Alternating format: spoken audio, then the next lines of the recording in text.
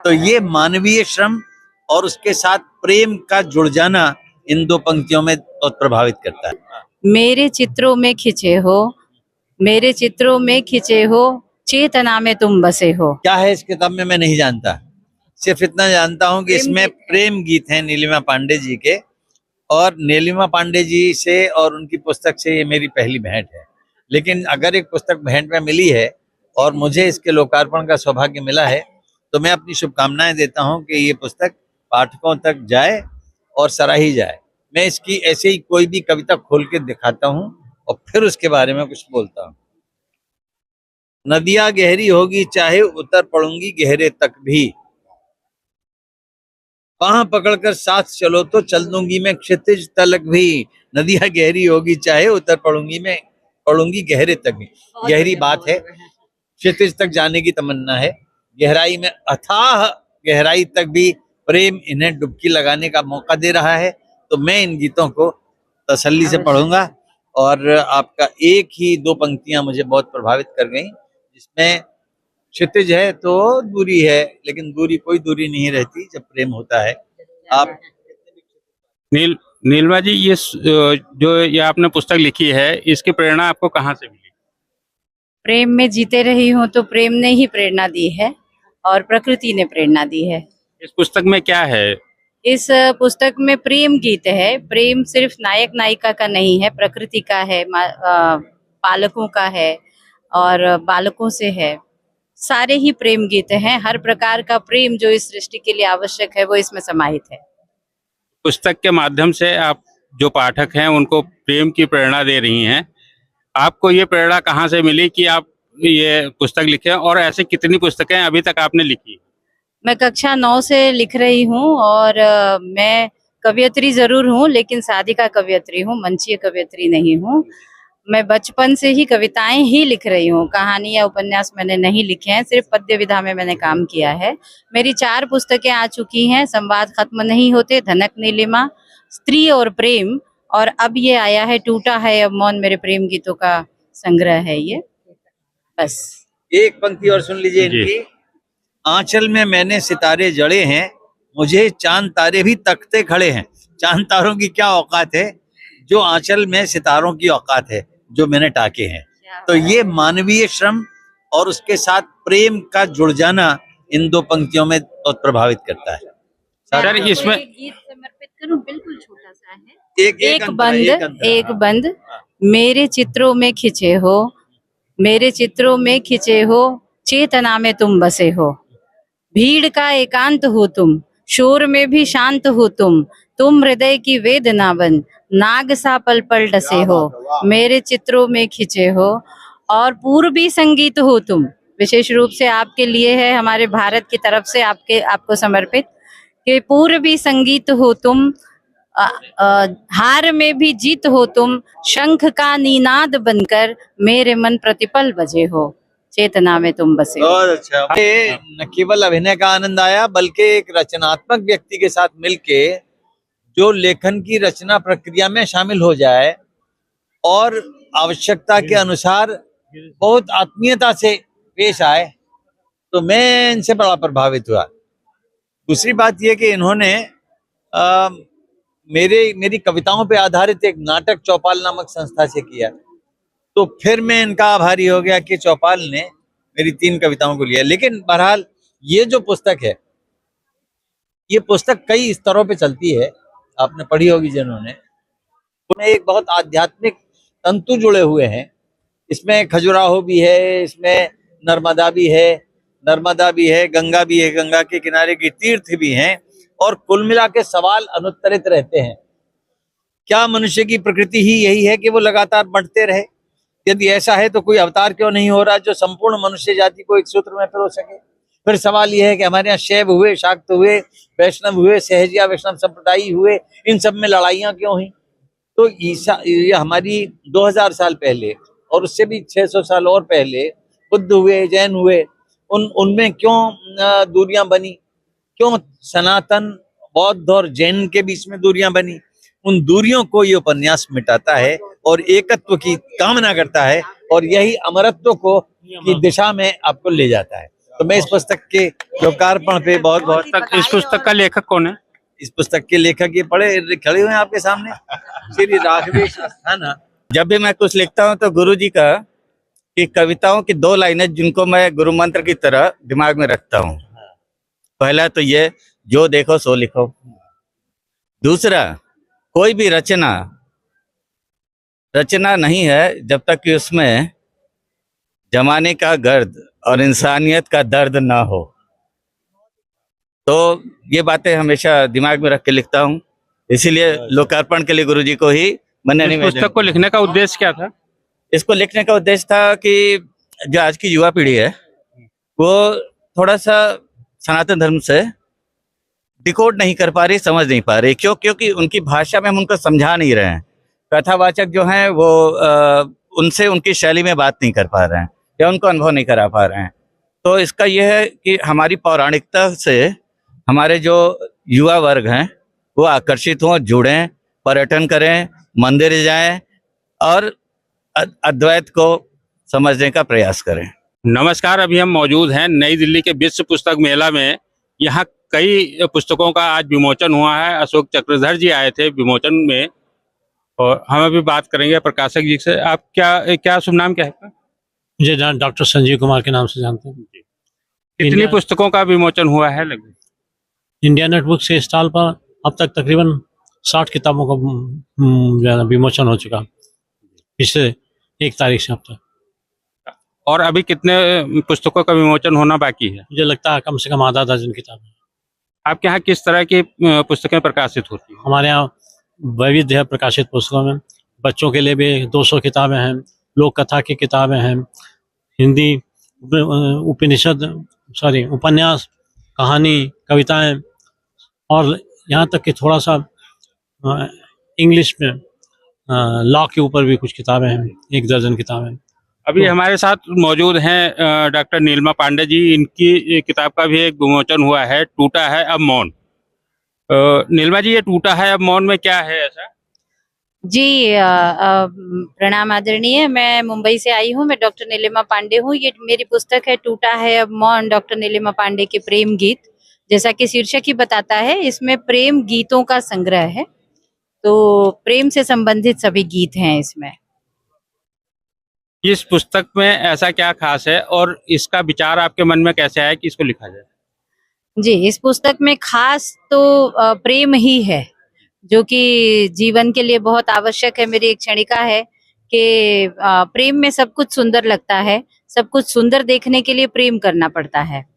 तो बस आजीवन प्रेम किया, प्रेम गीत लिखे, तो मन में आया कि लोगों तक प्रेम पहुंचाना चाहिए, इसलिए यह संग्रह लिखा। तो इसमें पाठकों को सिर्फ प्रेम ही सीखने को मिलेगा या और कुछ? आदरणीय, आज जब चारों ओर वैमनस्यता की आग जल रही है, तो ऐसे में यदि मैं प्रेम का प्रसार कर सकूं, प्रेम लोगों तक पहुंचा सकूं, तो मुझे ऐसा लगता है ये मैं सबसे उत्कृष्ट कार्य कर रही हूँ। तो इसे सिर्फ प्रेम नहीं कहा जा सकता, इसे वृहद प्रेम कहा जा सकता है। तो हम क्या माने कि इसमें आपकी अपनी अनुभूतियां हैं या अलग से आपने लिखा है? नहीं, इसमें मेरी सिर्फ अपनी अनुभूतियां नहीं है, सभी गीत भी, उसके पात्र अलग अलग रहे हैं, उनके भावों को महसूस कर मैंने लिखा है। तो ये मानव मन का गीत है, सिर्फ मेरा डॉक्टर नीलिमा पांडे का नहीं है, ये सार्वभौमिक गीत है इसमें, जिसमें हर चीज से प्रेम दर्शाया गया है। प्रकृति से प्रेम, स्व से प्रेम, पति से प्रेम, पुत्र से प्रेम, पुत्री से प्रेम, हर प्रकार का प्रेम गीत इसमें है। इस पुस्तक के माध्यम से आप लोगों को क्या संदेश देना चाहेंगे? बस लोगों को यही संदेश देना चाहूंगी कि क्षणिक जीवन है और इस जीवन में प्रेम का बहुत महत्व है। आपस में, आपसी रिश्तों में, हर जगह आप प्रेममय होकर रहें। अगली पुस्तक आप किस विषय पर लिख रही हैं? जी, अगली पुस्तक मेरी आ रही है, जिसका नाम है वैदेही की पीड़ा, जिसमें जैसा कि आप नाम से ही जान पा रहे हैं, वैदेही अर्थात माता सीता, उनकी पीड़ाएं जो एकल जंगल में रहते हुए उन्होंने महसूस की होगी, उन पर मैं कुछ विचार कर लिख रही हूँ। उसमें क्या देखने को मिलेगा? उसमें नारी भावों के संघर्ष को मैं ये दर्शाना चाहती हूँ कि वो चाहे सीता का काल रहा हो, चाहे हमारा काल रहा हो, स्त्री हर काल में किस प्रकार पीड़ाओं को सहते हुए, अनेक झंझावातों को पार करते हुए, अपने आप को स्वयं में जीते हुए और अच्छे से जीते हुए समाज को एक प्रेरणा हर बार छोड़ जाती है, वो चाहे साधारण स्त्री हो चाहे देवी हो। इस पुस्तक में लिखे गीत क्या आप लोगों को सुनाना चाहेंगे? अवश्य मैं इस पुस्तक का गीत सुनाना चाहूंगी। मुझसे पहले ईला कुमार जी इस पुस्तक पर 2 शब्द कहेंगी और फिर मैं अंत में आपको एक गीत सुनाऊंगी। टूटा है अब मौन, यह जो पुस्तक नीलिमा जी ने हमें पाठकों को दी है, इसमें गीतों को इन्होंने मनकों की तरह गूंथा है। इसके पेज नंबर 25 और 26 पर की 2 कविताओं के नाम लेती हूँ। एक 25 पर जो पृष्ठ 25 पर जो कविता है उसका शीर्षक है चाहती हूँ। उसकी 2 पंक्तियां हैं, नेह के सपने सजाऊं, गीत कोई गुनगुनाऊं। बहुत ही सुंदर पंक्तियां हैं। जैसा कि इन्होंने कहा कि प्रेम को दर्शाने वाली पंक्तियां ही इस पुस्तक में है और यह इन्होंने बिल्कुल सही कहा। 26वें पृष्ठ पर चेतना में तुम बसे हो, इस शीर्षक की एक कविता है। उसमें है पूर्वी संगीत हो तुम, हार का भी जीत हो तुम। पृष्ठ 26 पर की एक कविता है, चेतना में तुम बसे हो। उसकी पंक्तियों को पढ़ती हूँ। पूर्वी संगीत हो तुम, हार का भी जीत हो तुम, शंख का निनाद बनकर मेरे मन में प्रतिपल बसे हो। बहुत ही सुंदर पंक्तियां हैं और प्रेम को प्रकट करने का ये जो गीत है इसमें, उसमें सभी पन्नों में काफी कुछ बिखरा हुआ है और बिना किसी बुनावट या छद्म के नीलिमा जी ने अपने मन के भावों को पूरी पारदर्शिता पूर्वक इन गीतों में उतार दिया है, इसके अंदर दर्शाया है। पृष्ठ 65 पर का एक गीत है, मान्य सब कुछ कर लेती हूँ। बहुत ही सुंदर कविता है ये पूरी।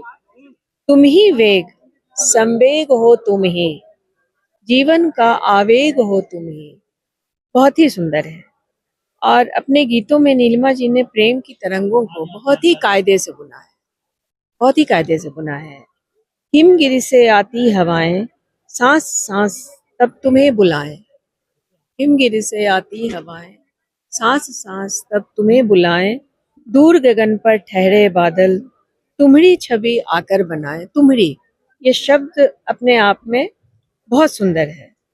सुध-बुध को भुला देने वाले प्रेम को भी वे रेखांकित करती हूँ।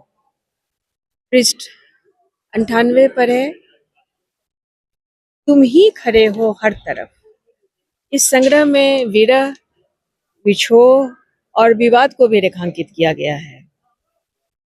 एक बार तुम एक सुहानी याद लिए ही कई साल फिर रह लेती। इन्होंने बहुत ही सुंदर लिखा है। और एक और कविता है, बातों बातों से निकली बड़ी हो गई। मतलब विवाद कैसे शुरू होता है, बात बातों से निकली बड़ी हो गई, एक समस्या हो जैसे खड़ी हो गई। ये कई पंक्तियां हैं इसमें, बहुत ही सुंदर ये कविता है। इस कविता का शीर्षक है इसी गांव की बात है, लेकिन शायद ये बहुत सारे गांव की बात है।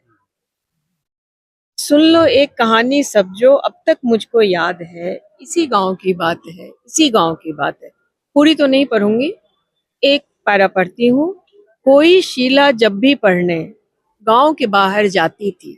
मतलब लड़कियों की पढ़ाई पर अभी भी कई गांवों, कई कस्बों में बंदिश है।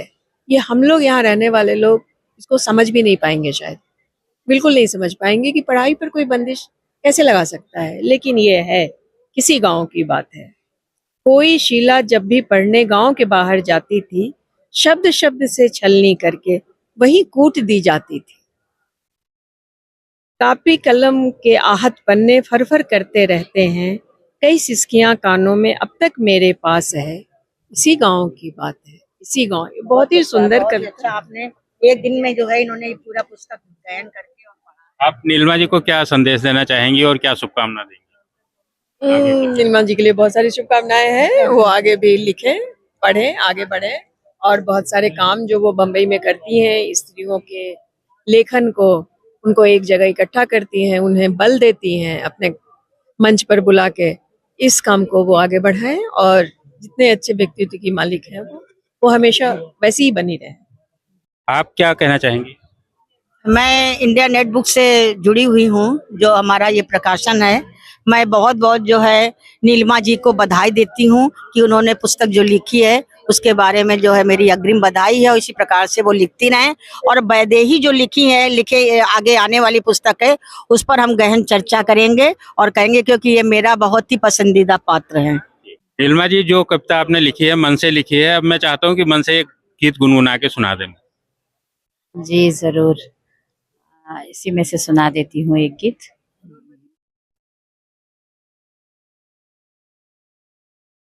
इंद्रधनुषी यादें तेरी अंतर मन रंग जाए, ज्यों जमुना की लहरें मेरे देह वसन को भिगाए। और मेरी बातों पर मुस्की सी मारो तुम, दाहिने बाएं देख देख कर कनखी से ताको तुम। बात बात में हाथ तुम्हारे ताली खूब बजाएं, इंद्रधनुषी यादें तेरी अंतर मन रंग जाए। साथ बैठ कर देख मुझे तुम खोए खोए रहकर, विषयहीन बातों पर बातें होती थी जी भर कर। किसी पात्र की स्मृतियां सुन ठहाके खूब लगाए, इंद्रधनुषी यादें तेरी अंतर मन रंग जाए। बहुत बहुत धन्यवाद, आपने इतना समय दिया। तो ये थी नीलिमा जी, उन्होंने बताया कि टूटा है मौन में विशेष क्या था। एनपी न्यूज मेट्रो के लिए मैं नीरज पांडे, दिल्ली।